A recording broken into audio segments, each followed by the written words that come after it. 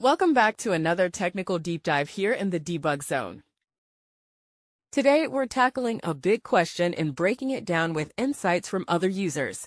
Hopefully, this clears up some misconceptions and helps you get the answer you need. So buckle up, stay a little curious, and let's jump right in.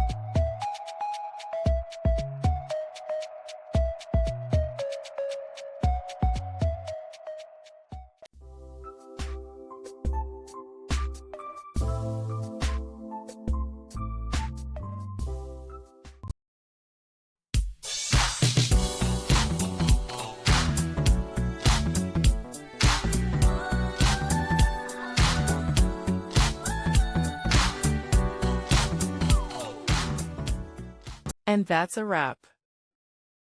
I hope you found the answer you were looking for. If you did, take a second to hit that subscribe button. It really helps out. And let me know in the comments which solution worked best for you. See you next time in the debug zone.